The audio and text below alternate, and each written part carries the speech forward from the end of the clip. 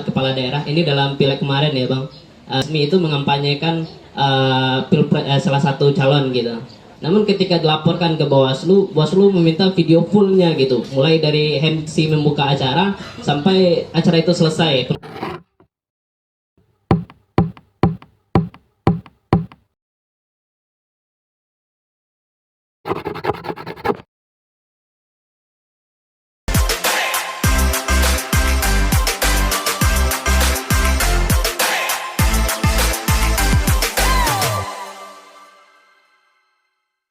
Assalamualaikum warahmatullahi wabarakatuh.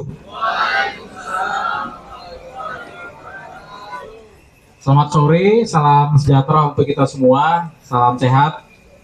Alhamdulillahirabbil alamin, wassalatu wassalamu ala asrofil anbiya'il mursalin wa ala alihi washabbihi rasulillah ajmain. Yang sama-sama kami hormati Bapak Hadar Nafis Gumai, Direktur Medgrid, jauh-jauh dari Jakarta nih teman-teman. Pak Hadar ke Padang hari ini dalam rangka sosialisasi. Ada beberapa aplikasi jaga suara yang ingin disampaikan kepada teman-teman yang ada di UNAN, sekaligus kemudian memberikan semacam wejangan ini buat teman-teman muda yang akan nantinya menghadapi Pilkada 2024 di 27 November mendatang. Yang kami hormati Mbak Ninis, Direktur Perludem. Selamat sore Mbak Ninis. Mbak Ninis merupakan Direktur Eksekutif Perludem yang juga kemudian hari ini juga memberikan pengarahan, sosialisasi kepada teman-teman mahasiswa, pemilih pemula, bagaimana kemudian kita semua menghadapi pilkada yang tentu bagaimana prinsip jujur berintegritas ini bisa diwujudkan dalam pelaksanaan pilkada mendatang. Dan juga pembicara kita berikutnya, saya ingin sapa juga ada Pak Muhammad Taufik, dosen Hukum Tata Negara Syariah di Fakultas Syariah UIN Imam Bonjol Padang. Selamat sore, Bang Taufik. Dan ada narasumber kita berikutnya yaitu Bang Haikal, peneliti Perludem yang hadir pada hari ini. Baik teman-teman sekalian, sebelum saya memulai, saya mengucapkan permohonan maaf kepada teman-teman yang awalnya kita harus mulai jam 3 ya.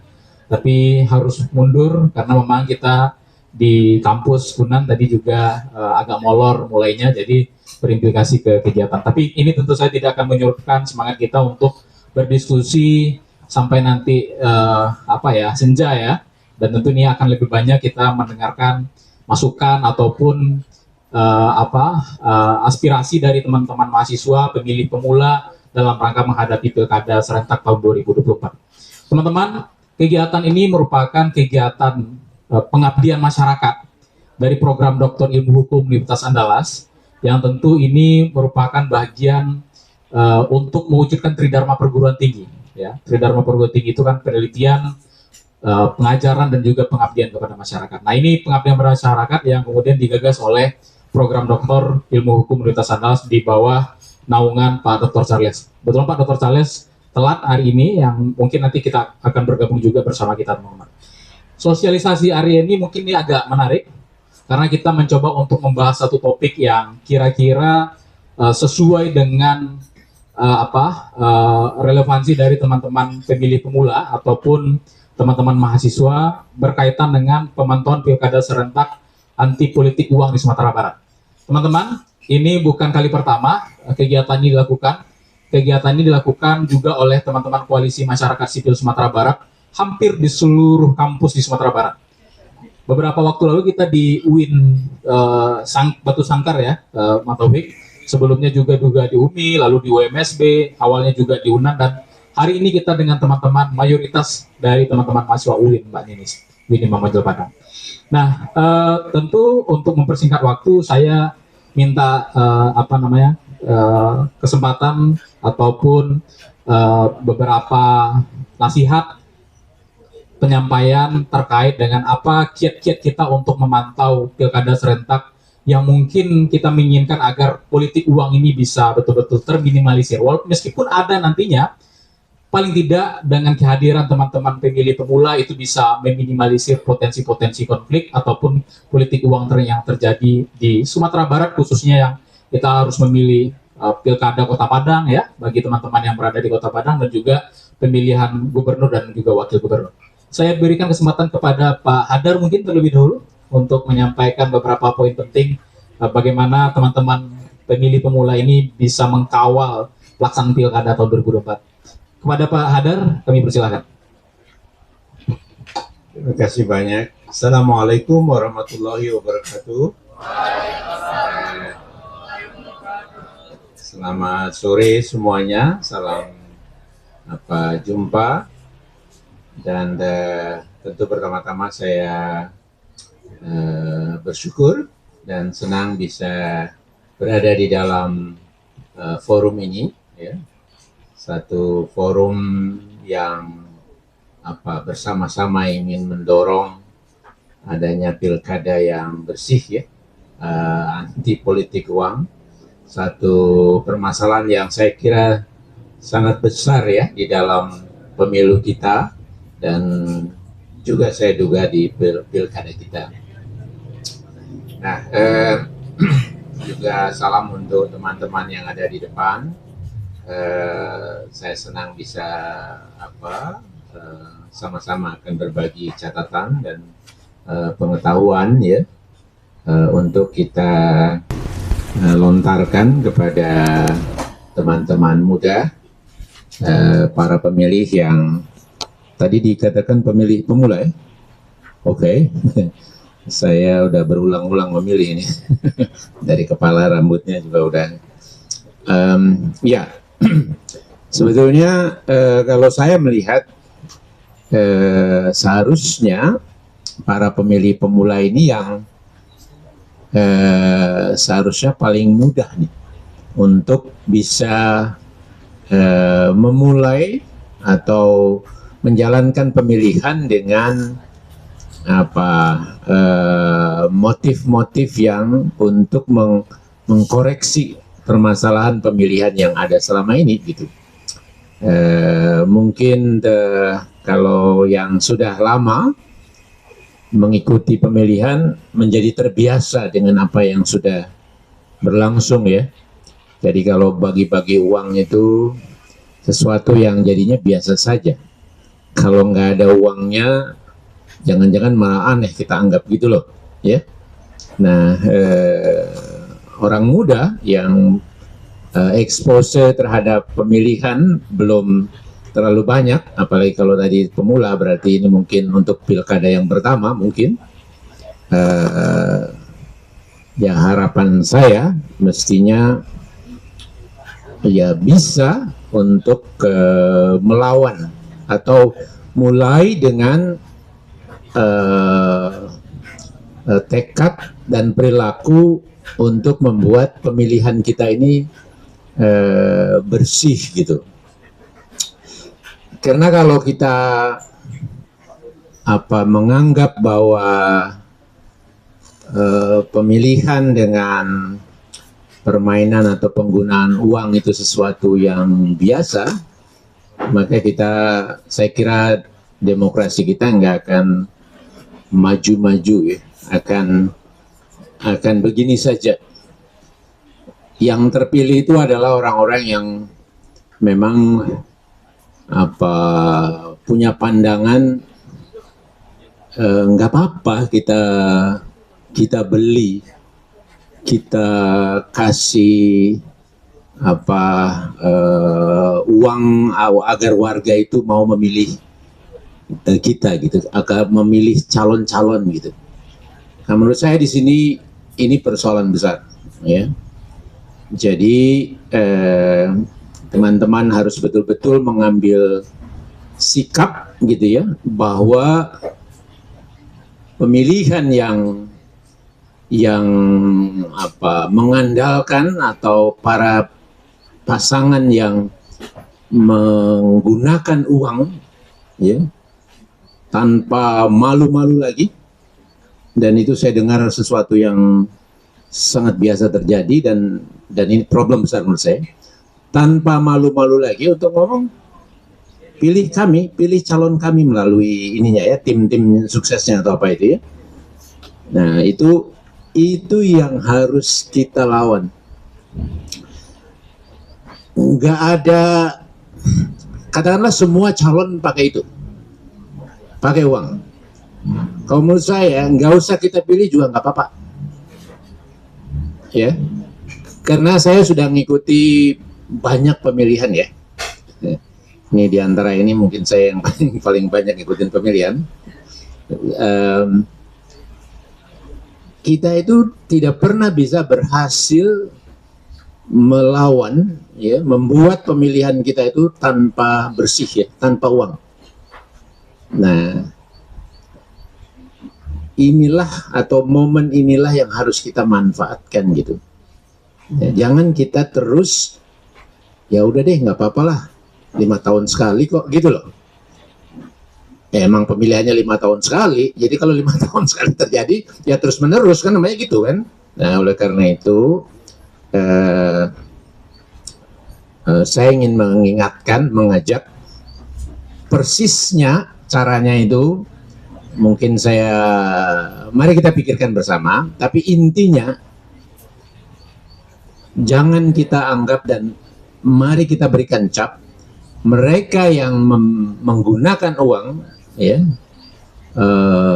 di dalam mempengaruhi pilihan kita semua, itu adalah calon-calon yang bermasalah sebetulnya. Saya yakin betul nanti kalau toh mereka terpilih, dan di dalam pemilihan kita pasti terpilih itu juga begitu ya kebanyakannya, nggak akan bisa beres mereka memimpin daerah kita ini.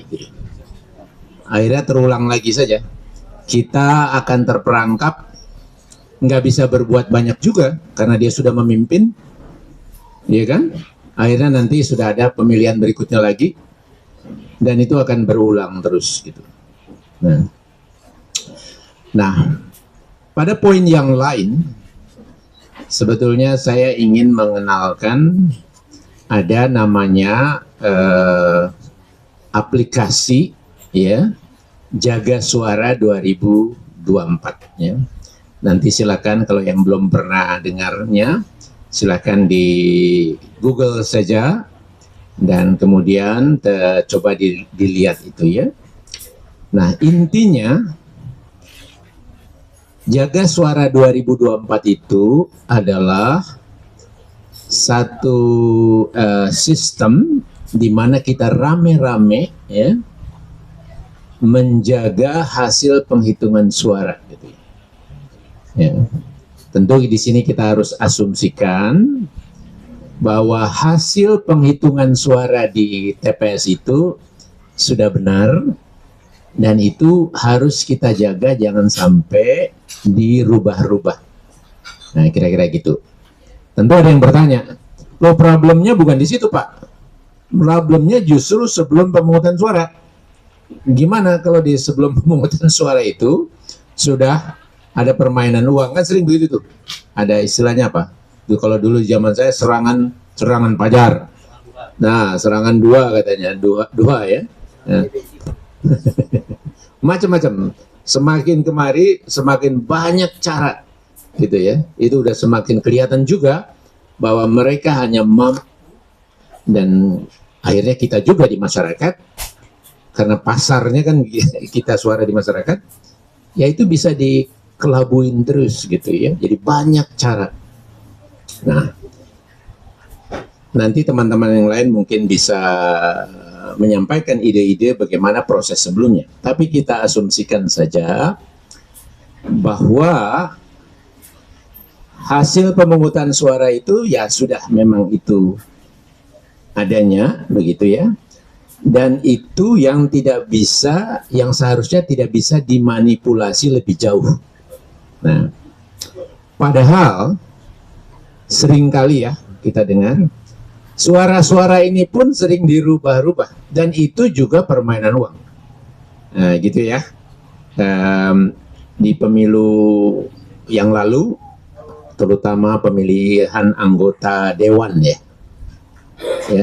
angka suara yang dikumpulkan dari setiap TPS itu bisa digeser-geser. Dan itu bukan hanya kecanggihan ketelitian kelompok tertentu untuk menggesernya, tetapi itu juga melibatkan permainan uang. Ya, jadi berani berapa? gitu ya. Satu suara digeser itu sekian ratus ribu misalnya gitu ya. Dan itu melibatkan bisa juga penyelenggara. Ya. Nah, pada problem itulah sebetulnya teknologi atau aplikasi jaga suara ini bisa ikut berperan. Ya, jadi ada memang fungsinya. Nah, saya tidak akan bisa menunjukkan di sini secara langsung, tapi coba bertahan dengan saya sedikit lagi, saya menjelaskan gitu ya. Jadi di Google Play Store, kalau kita menggunakan Android ya, itu ada aplikasi yang bisa kita download, namanya Jaga Suara 2024 ya. Nah, kalau aplikasi itu sudah kita download, nanti kita bisa ya menggunakannya ya, untuk memfoto ya, memeriksa dan mengirimkan hasil penghitungan suara di TPS kita masing-masing. Ya, tentu bisa juga di TPS yang sebelahnya, di TPS yang kita dapatkan dari om, tante, atau adik di kampung, dikirim fotonya ke kita, nanti kita bisa gunakan ya, bisa gitu ya. Jadi aplikasi ini pada dasarnya untuk memotret kalau adik-adik mahasiswa ke TPS itu, ingat ya, mungkin ada yang pernah hadir penghitungan suara ya. Kan ada kertas yang gede itu, namanya kertas plano C hasil ya. Nanti dalam pilkada juga ada itu namanya C hasil untuk pemilihan gubernur, C hasil untuk pemilihan bupati, wali kota atau wali kota ya. Nah, jadi akan ada dua. Nah, mereka kan menghitung tuh sah nomor berapa, sah gitu ya, sampai selesai dan kemudian ditotal, dicek lagi, udah sepakat, tidak ada yang salah, udah setuju, tanda tangan ya. Nah, semua warga ya yang hadir di TPS itu, baik dia pemantau resmi atau warga biasa saja, itu boleh, berhak untuk memfoto. Jadi kalau ada petugas KPPS bilang nggak boleh, itu salah. Jadi kita bisa ingatkan, enggak, saya sebagai warga boleh memfoto. Jadi dia harus memberikan kesempatan, siapa yang hadir mau foto silakan gitu, nanti harus begitu. Nah, nanti foto. Nah, kalau di foto nanti sistem ini akan membaca secara otomatis. Kalau di situ ada angka 198, maka nanti di dalam akan kebaca 198 gitu ya semua ya. Jadi data-data, informasi, angka-angka di dalam C hasil itu akan terbaca secara otomatis. Tapi kadang-kadang sistem juga mungkin salah bacanya, karena mungkin tulisannya agak keriting, atau waktu fotonya agak gelap dan sebagainya ya, agak miring, kertasnya agak melengkung gitu ya. Nah, itu bisa saja. Nanti kalau kita periksa angkanya tidak sesuai, maka kita bisa koreksi. Jadi kalau bacaannya itu tidak sesuai, itu akan ada tanda merah. Ya, jadi kalau yang merah itu kemudian kita koreksi. Kita cek hasil fotonya, oh 195, oh di sini ditulisnya 192, maka angka 2-nya kita ganti dengan 5 misalnya gitu ya. Nanti warna merahnya hilang, baru kita okekan gitu. Okekan, kita kirim. Nah, jadi para peserta sekalian, dengan kita mengumpulkan sebanyak mungkin ya hasil penghitungan di TPS-TPS apa adanya yang benar asumsinya, itu akan membuat orang lain termasuk penyelenggara, kalau dia mau merubah-rubah, itu dia akan berpikir 1000 kali dulu. Karena apa? Karena ada kita-kita ini warga yang sudah mengumpulkan dan sudah memfotonya gitu. Nah, jadi idenya adalah kita merekam, kita mencatat, kita menyimpan, kemudian kita analisa, ya. Jadi catatan kita itu harusnya nanti sama dengan catatan penyelenggara, ya. Kalau tidak ada yang bermain curang, gitu. Jadi kalau ternyata nanti kita bandingkan hasilnya di TPS ini, di kecamatan ini, atau secara total, loh, catatan kita rame-rame ini yang menang adalah calon nomor 1. Mohon maaf, ini saya angka di sini bukan saya mau ini contoh aja ya. Ya, jadi saya menyebut itu hanya contoh. Katakanlah calon 98, nomor 98 yang menang, tapi kok di penyelenggara calon nomor 97 yang menang. Nah, berarti ini ada yang salah nih. Penyelenggaranya salah atau kitanya yang salah, bisa juga gitu ya. Tetapi dengan adanya pembandingan ini, kita akan punya dasar untuk mengecek ya, ada salahnya di mana gitu. Siapa yang salah gitu. Nah, jadi teman-teman mahasiswa sekalian, cara ini adalah cara untuk mengontrol, mengecek, ya, apakah hitungan suara itu ada yang memanipulasi atau tidak, gitu. Nah, jadi intinya di sana, ya. Saya tidak menunjukkan, tetapi sebetulnya ini sederhana sekali, ya. Jadi nanti coba aja sempatkan. Download aplikasinya, dan di situ juga ada contoh-contoh untuk kita mencobanya ya. Jadi pada dasarnya kita foto, kemudian sistem akan membacanya secara otomatis. Kalau sudah tidak ada yang salah, tidak perlu kita koreksi, habis itu kita kirim saja. Nah, kira-kira gitu ya. Nah, semua warga itu berhak untuk ikutan ini, dan baiknya memang kita ajak aja semua. Tetapi bisa juga kalau teman-teman bersedia mau menjadi relawan yang terdaftar. Jadi di Jaga Suara itu ada link juga ya, kalau nanti dicek ya, kita bisa mendaftarkan ya. Memang kalau kita mendaftar, apa kelebihannya gitu ya? Kan toh kita tanpa mendaftar juga bisa gitu ya. Ya, kelebihannya kita bisa ikutan lebih aktif ya. Dan nanti teman-teman yang mendaftar akan kita berikan semacam sertifikat gitu ya.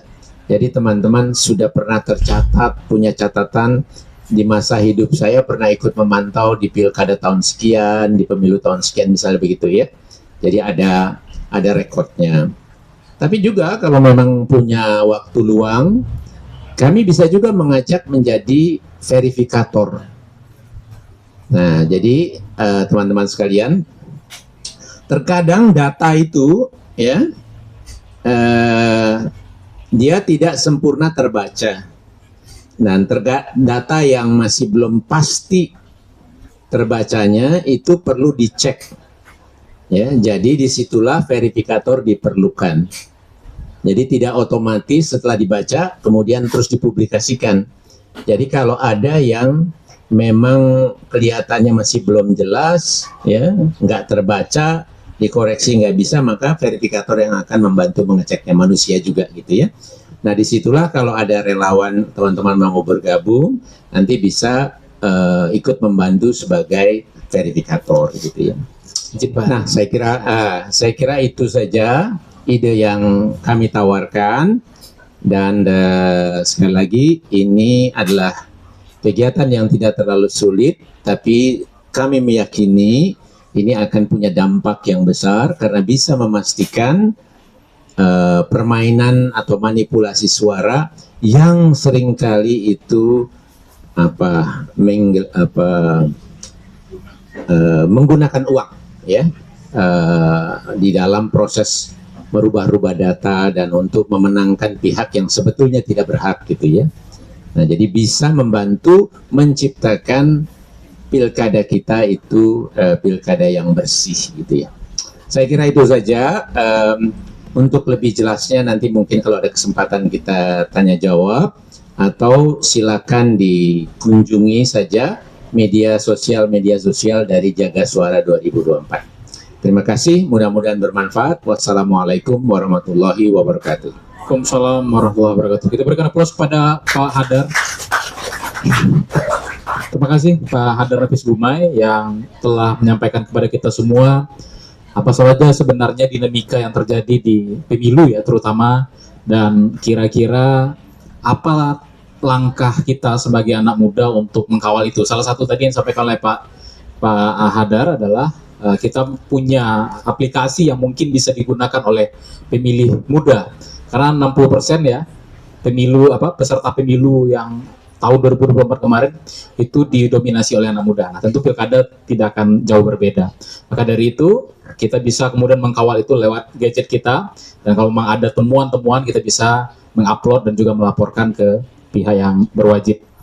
Nah, selanjutnya kita minta kesempatan kepada Mbak Ninis dari Perludem yang mungkin bisa bercerita tentang apa saja kira-kira praktik-praktik ya pelanggaran terhadap pemilu ini, terutama money politik, karena memang di dalam undang-undang pilkada ya, mungkin sebagian orang masih ragu sebenarnya politik uang itu seperti apa sih sebenarnya ya. Apakah misalnya ada calon yang kemudian tiba-tiba di rumah lalu punya keluarga lalu dia memberikan uang kepada keluarganya itu, apakah itu bagian dari politik uang atau ada hal-hal lain yang mungkin bisa diceritakan oleh Mbak Ninis? Kepada Mbak Ninis dipersilakan.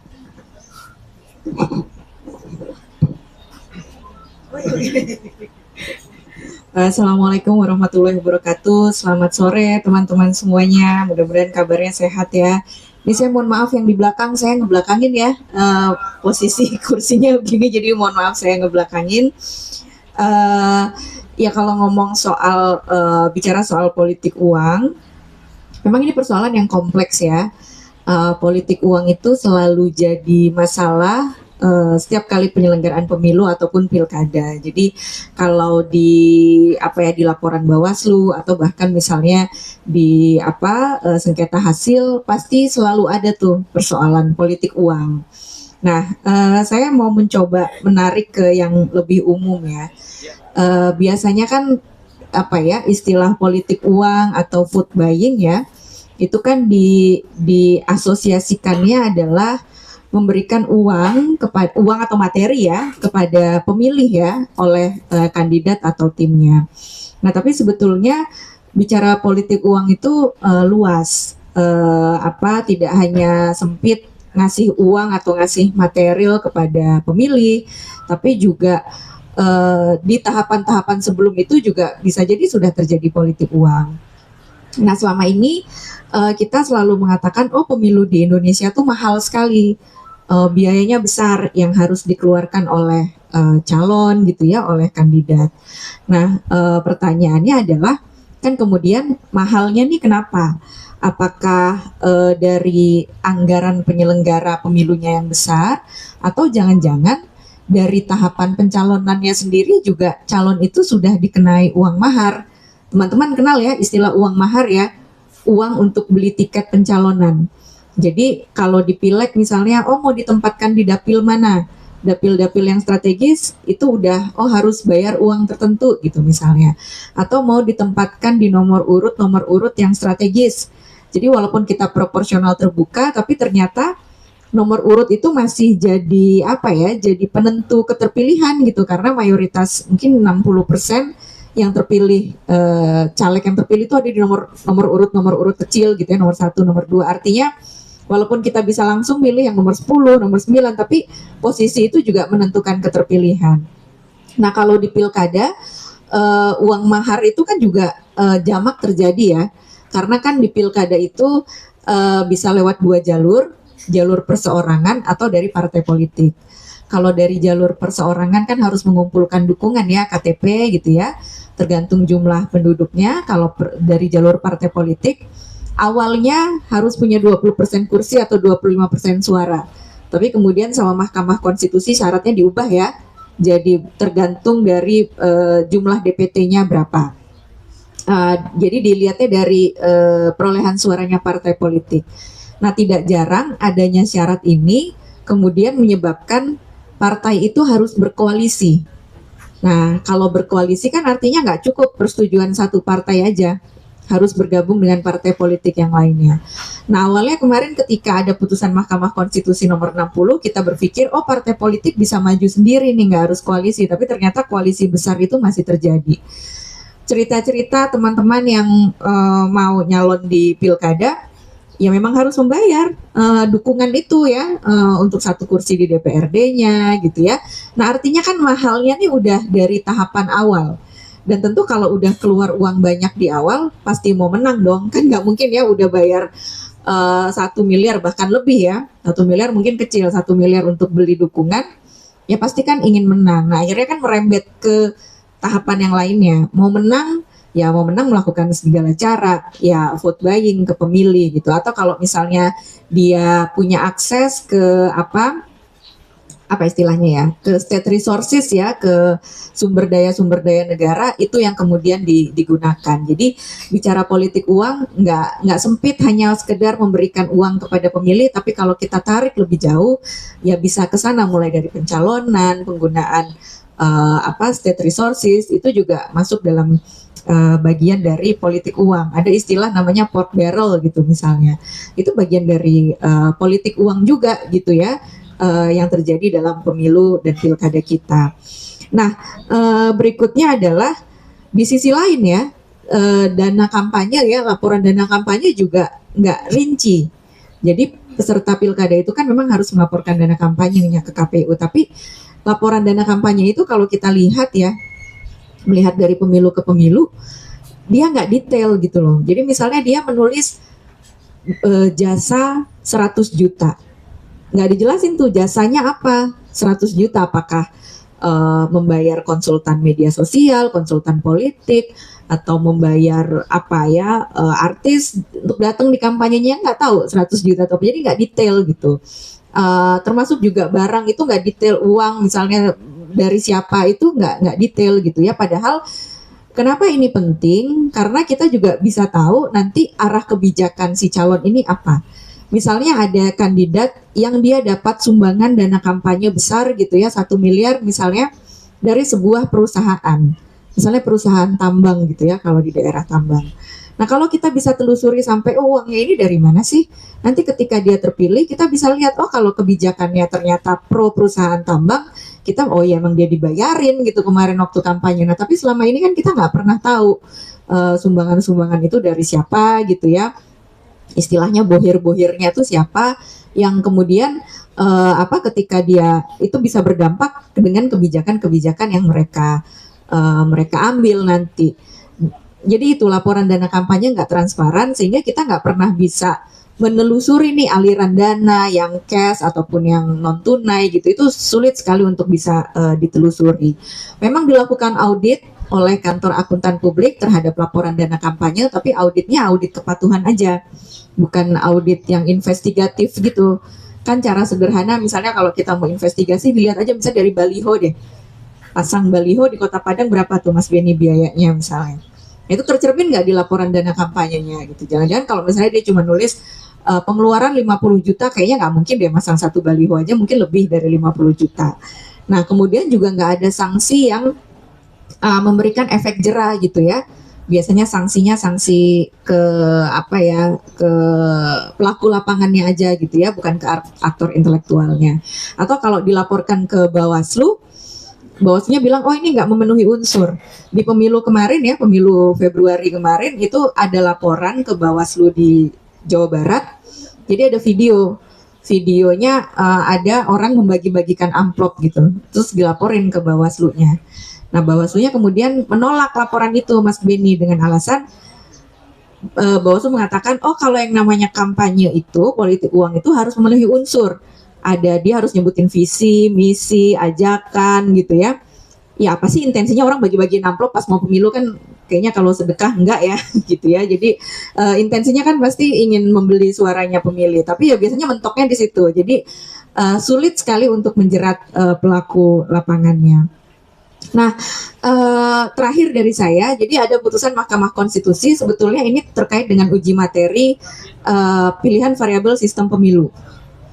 Terbuka tertutup, kan waktu itu ada yang meminta ke MK proporsional terbuka ini diganti saja dengan proporsional tertutup, karena dengan proporsional terbuka lebih menyuburkan praktik politik uang. Nah, sama MK permohonan tersebut ditolak gitu ya. MK mengatakan pilihan variabel sistem pemilu itu adalah ranahnya pembentuk undang-undang, tapi MK kemudian memberikan rekomendasi untuk isu politik uang. MK mengatakan bahwa ya selama ini tuh nggak pernah ada efek jera. Jadi seharusnya kalau kemudian ada kader partai politik yang terbukti melakukan tindak pidana politik uang di pengadilan gitu ya, maka itu bisa direkomendasikan untuk membubarkan partai politiknya. Jadi kan ngeri nih, MK ngasih rekomendasi bubarin aja deh partai politiknya kalau praktik politik uangnya masih subur gitu. Karena gimana pun juga ada tanggung jawabnya partai politik. Dan MK memberikan rekomendasi ini nggak sekedar saran begitu saja ya dari Mahkamah Konstitusi, tapi MK mengatakan kalau ke depan ada upaya untuk melakukan revisi undang-undang partai politik, pemilu, pilkada, maka rekomendasi Mahkamah Konstitusi ini harus dimasukkan sebagai salah satu pasal yang ada dalam undang-undang yang mau direvisi tadi, sehingga kita bisa memberikan efek yang jera terhadap tindak pidana politik uang. Mungkin saya berhenti di situ dulu, Mas Beni. Terima kasih banyak. Assalamualaikum warahmatullahi wabarakatuh. Waalaikumsalam warahmatullahi wabarakatuh. Berikan aplaus kepada Mbak Ninis, teman-teman. Teman-teman, tadi kita sudah mendengar kepada dari penjelasan Mbak Ninis ya, sebenarnya money politik itu seperti apa sih ya? Money politik itu tidak hanya bagian uang oleh peserta saja, tapi juga kemudian merembes ke hal-hal yang mungkin lebih luas, mulai dari pencalonan, ya, memberdayakan sumber daya negara, termasuk juga politik gentong babi yang sama-sama kita lihat, sama-sama kita saksikan pada pemilu 2024 yang lalu. Nah, itu membuktikan bahwa bahagian politik uang itu sangat besar sekali. Nah, sehingga kita harus mendorong pemerintah bagaimana kemudian sanksi yang akan diberikan kepada pelanggar itu betul-betul sanksi yang tegas, sanksi membuat jera, bahkan kalau bisa ya dihentikan proses pencalonannya untuk menjadi kepala daerah mendatang. Nah, itu kira-kira bahagian yang disampaikan oleh Mbak Ninis. Terima kasih Mbak Ninis. Selanjutnya kita berikan kesempatan kepada Mas Haikal. Mas Haikal, kita minta kesediaannya untuk menyampaikan kira-kira tren seperti apa yang mungkin terjadi di pemilu 2024 serentak kemarin itu, pelanggaran-pelanggaran pemilu yang mungkin sudah diputus oleh Mahkamah Konstitusi, sehingga ini bisa menjadi bahagian preseden ya bagi masyarakat, bagi publik sendiri untuk melihat tren pelanggaran pemilu dan bagaimana nanti pemilih pemula ini atau pemilih muda ini mengkawal setiap pelanggaran pemilu yang mungkin sudah diputus oleh MK beberapa waktu lalu. Kepada Bang Haikal kita persilakan. Baik, terima kasih Bang Beni. Assalamualaikum warahmatullahi wabarakatuh, teman-teman semua. Mungkin sebelum saya menjelaskan, karena ini sangat berbau dengan hukum ya, di sini rata-rata hukum syariah ya berarti ya teman-teman. Mudah-mudahan sudah sedikit familiar juga dengan apa yang dimaksud dengan perselisihan hasil pemilu di MK. Nah, jadi mungkin overview sedikit. Tadi Pak Hadar dan juga Kan ini sudah sampaikan banyak hal terkait dengan modus-modus kecurangan, lalu kemudian apa yang biasa terjadi, perkembangan dan juga hasil variasi baru dari politik uang yang semakin banyak yang kita bisa lihat di dalam penyelenggaraan pemilu di Indonesia. Nah, kalau kita kembali lagi ke dalam konteks penegakan hukum, kita bisa melihat ada 3 lembaga lah yang minimal, atau 3 kelompok besar yang menjadi penegakan hukum, menjadi aparat penegak hukum di dalam pemilu. Pertama ada Bawaslu, lalu kemudian ada Gakumdu yang terdiri dari Bawaslu, Kejaksaan dan juga Kepolisian, serta satu lagi yang mungkin juga bisa kita anggap bagian itu adalah Mahkamah Konstitusi. Nah, kalau kita lihat sebenarnya kan politik uang ini sudah seharusnya selesai di Bawaslu ya kawan-kawannya. Karena proses penanganannya, lalu kemudian pemeriksaannya seharusnya sudah selesai di Bawaslu. Tapi berdasarkan catatan dari Perludem, kalau kita melihat bagaimana lah yang penegakan hukum yang terjadi di pemilu 2024 kemarin, banyak permasalahan penegakan hukum ini termasuk juga politik uang itu tidak dapat diselesaikan di tingkat daerah, baik itu oleh Bawaslu ataupun oleh Gakumdu.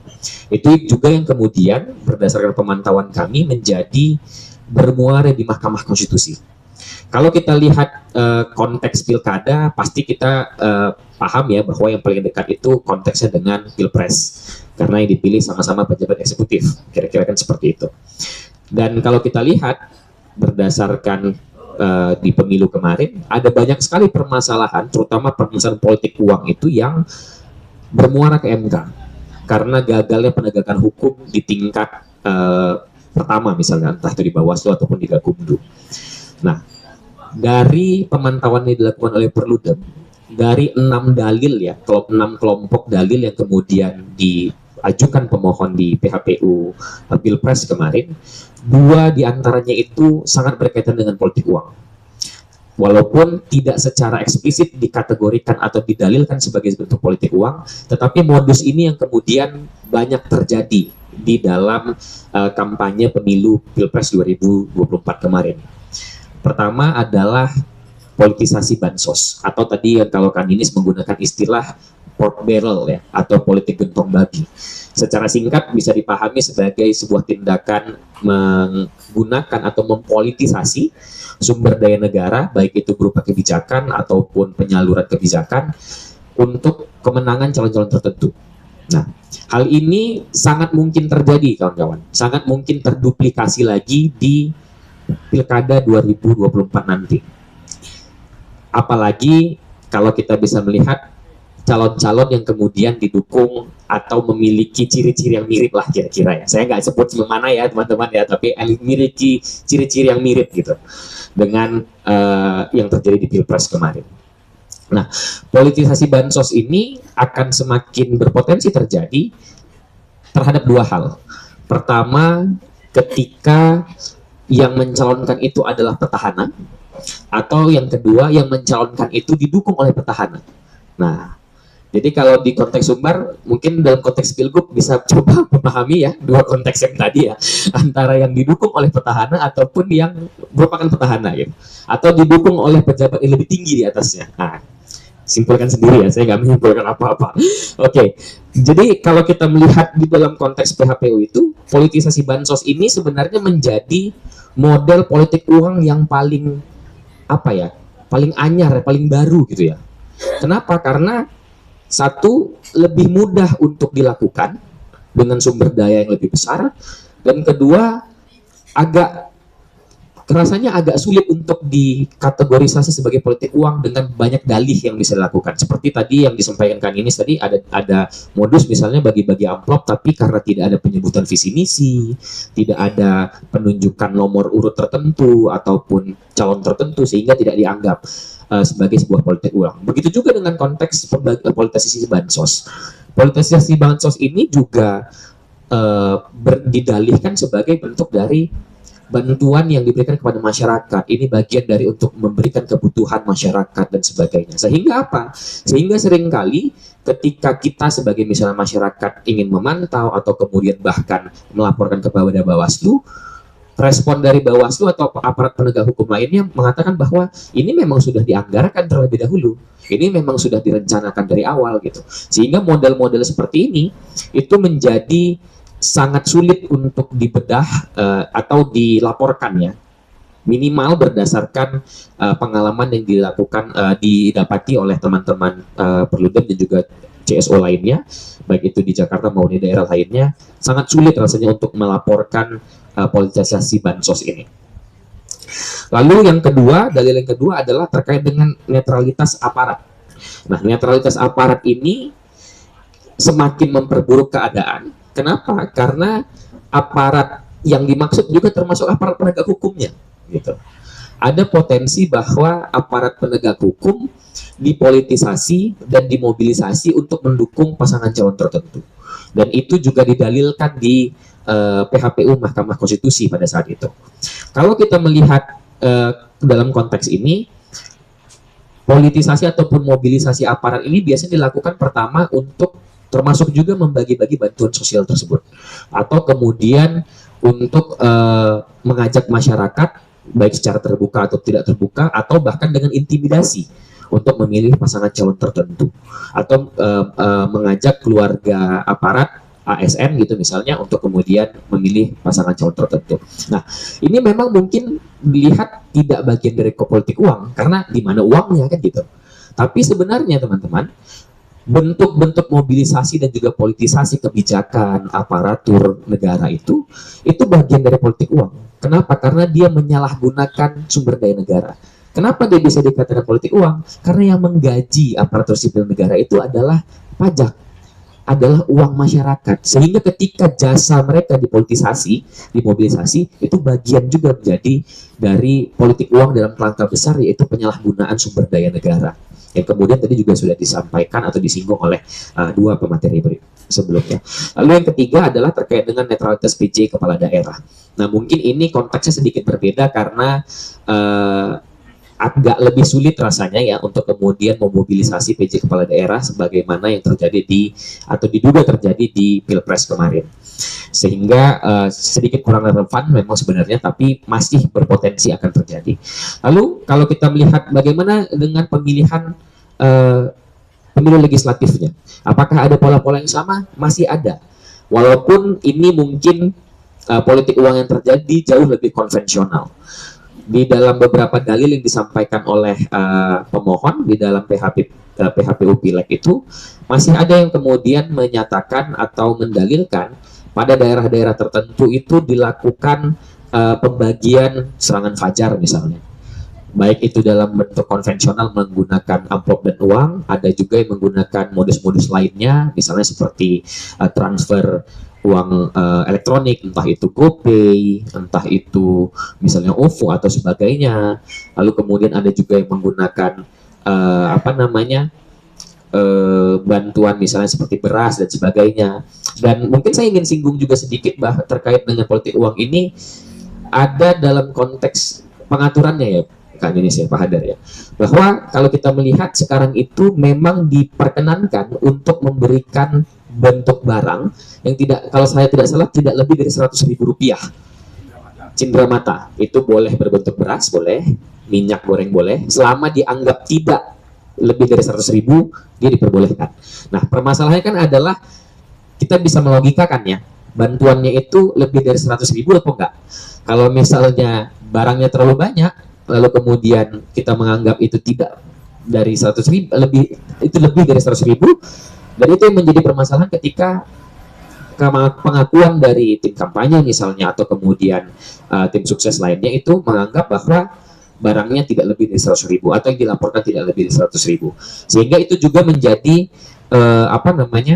menjadi suatu loophole ya, celah terjadinya politik uang di dalam pemilu, khususnya di Pilpres dan juga Pileg di 2024 kemarin.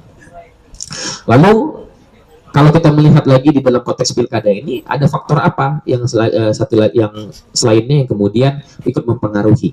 Salah satunya adalah faktor calon tunggal. Walaupun di Sumatera Barat, kalau saya tidak salah hanya ada satu daerah ya di Dharmasraya, tapi itu juga tetap harus kita awasi. Karena apa? Karena potensi politik uangnya akan semakin besar.